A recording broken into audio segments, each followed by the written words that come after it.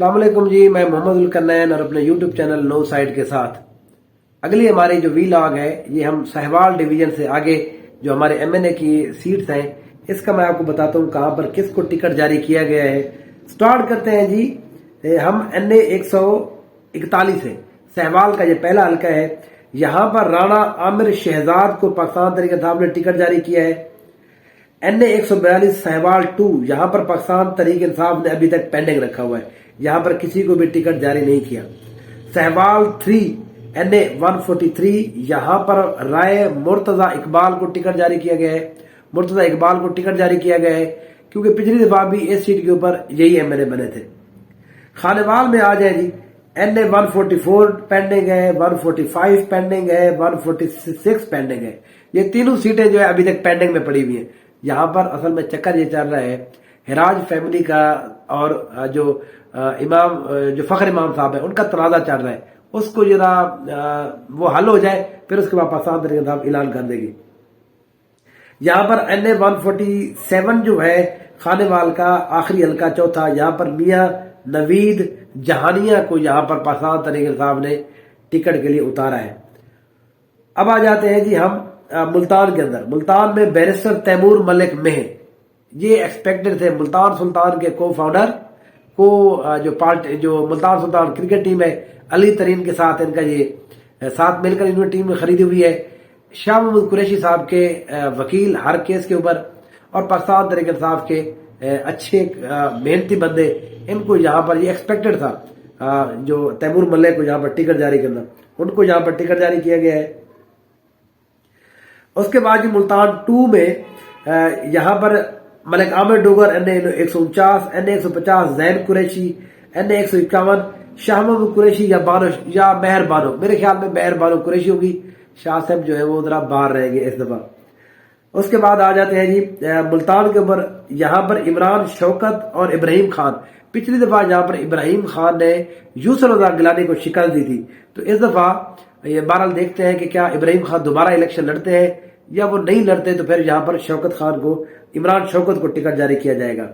और आखिर में जो है यहाँ पर जो मुल्तान 4 है एनए 153, यहाँ पर डॉक्टर रियाज लांग को टिकट जारी किया गया है।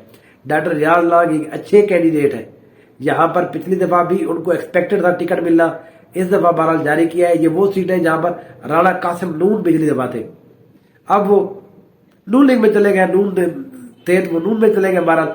अब इसलिए इस दफा सॉरी मतलब ये नून उनकी कौम है, तो इसलिए यहाँ पर डॉक्टर रियाज लांग को इस दफा टिकट जारी किया गया है। लोधरा के अंदर राणा फराज नून एनए 154 और एनए 155 पीर इकबाल शाह। राणा फराज नून और तनाजा चल रहा था अख्तर खां कांजू के दरमियान। अख्तर खां कांजू को बाय बाय कर दिया है पाकिस्तान तहरीक इंसाफ ने और राणा फराज नून को इस दफा टिकट जारी किया गया है। राणा इकबाल शाह साहब, ये जो इकबाल पीर से है, ये वो है जिन्होंने जहांगीर तरीन को 2015 के ज़िमनी इलेक्शन में हराया था। इनके बेटे आमिर इकबाल ने 2022 का ज़िमनी इलेक्शन भी जीता है, इसलिए पीर इकबाल शाह को यहाँ पर टिकट जारी किया है।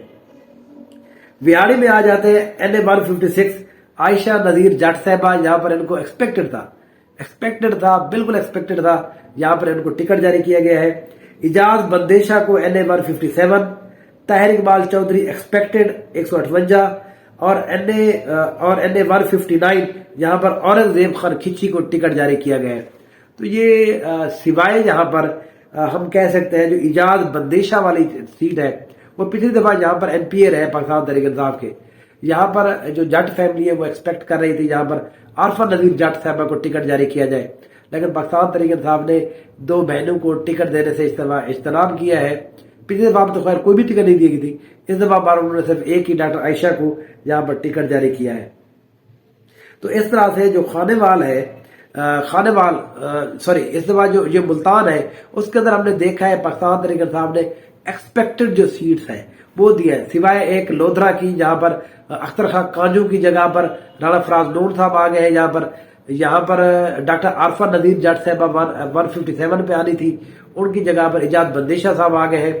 बाकी यहाँ पर औरंगजेब खिची साहब, ये सारे ये लोग जो है आयशा नजीर जट साहबा, यहाँ पर आमिर डोगर, मोहम्मद इब्राहिम खान, शहर बानो, जैन कुरैशी, ये सारे वही एक्सपेक्टेड बंदे थे। तो इस तरह से पाकिस्तान तहरीक इंसाफ ने मुल्तान डिवीजन के अंदर اچھے اچھے اپنے بندے اتارے ہیں، وہی بندے اتارے ہیں جو ایکسپیکٹڈ تھے اور جو وننگ کینڈیڈیٹ تھے. انشاءاللہ اگلے باول نگر باولپور ڈویژن اور اس کے بعد ڈی جی خان ڈویژن کو آگے چلتے ہیں، پھر اس کے بعد ہم سندھ کے اندر موو کریں گے. میرے ساتھ رہیے.